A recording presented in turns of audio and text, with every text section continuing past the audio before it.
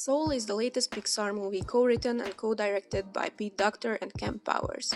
It stars Jamie Foxx and Tina Fey along with an amazing supporting cast including Felicia Rashad, Angela Bassett, Daveed Diggs, Graham Norton, and many other talents. The movie follows Joe Gardner, a middle school band teacher, an aspiring jazz pianist, trying to get his life together and follow his dreams all at the same time.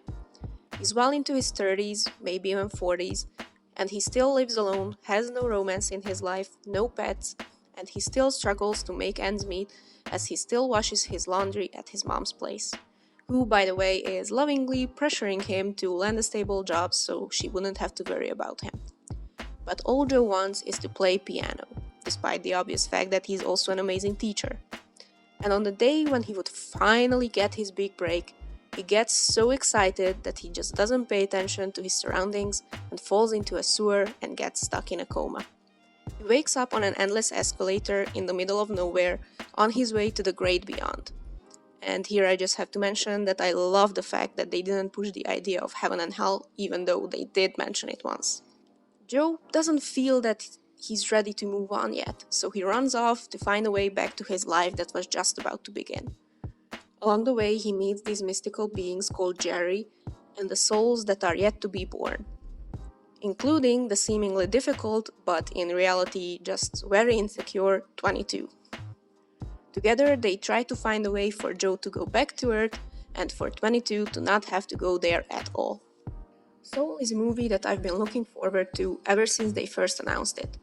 I didn't know what to expect exactly. I thought it would be a similar take on the inner workings of humans like Inside Out. Then the first teaser came out, it looked good, but I was confused about what it actually would be.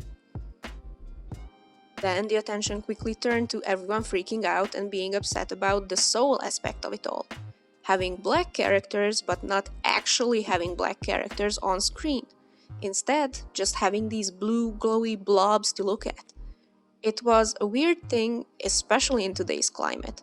Social and racial inequality, the Black Lives Matter movement, the protests around the US all year long, the fight of black creators and artists for more representation on and off screen, their fight for more equal work opportunities, and so on and so forth. All these things, combined with the idea that in theory we would have a black lead in a Disney Pixar movie, but not in actuality. It just felt off. So of course I was worried what this movie would be like, whether the glowy blob characters would be an actual problem or not. And spoiler alert, I can honestly say that I was relieved to see it not be an issue at all. For me at least, and as a white person, I don't know how much my input matters here. The way the filmmakers balanced the story between the real world and the soul world was perfect, in my opinion. We did see both worlds, both versions of each main character for more or less the same amount of time on screen. There was even an unexpected twist with a cat, which was both funny and adorable and a bit cheesy, but also kinda sad because what happened to that poor cat's soul? Anyway, in my opinion, it was really well balanced and incredibly well done, so my initial worries were thankfully not realistic at all. When it comes to the animation, it's a gorgeous film. The visuals are on point both in the real and soul world.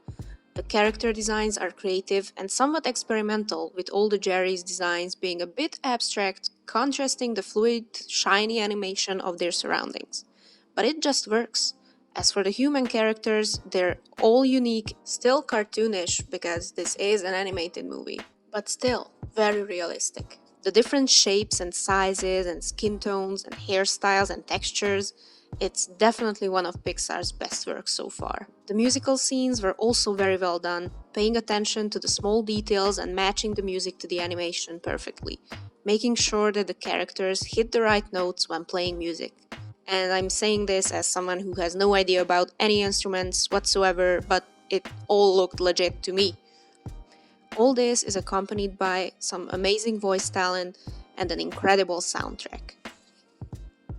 The story touches on the theme of life and death. What is a purpose? Does it truly exist? Or is it just something you find along the way? They did something really great with the theme of what a purpose is, making you think about whether it's a fixed one single thing that you are born to do or born to be, or is it perhaps multiple possibilities? Whether you should give in to pressure and just have a steady life, or follow your dreams till the end and not give up, or perhaps just go with the flow and find a new passion along the way. All of these options are valid in their own way, but of course, it will be different for every person depending on their personality, surroundings, circumstances, and so on. And as someone who still struggles with finding a purpose, a reason to live, a spark, something to hold on to look forward to, whatever you want to call it, something, anything to give meaning to my existence, Soul definitely hit as close to home as it could have and made me cry like a baby.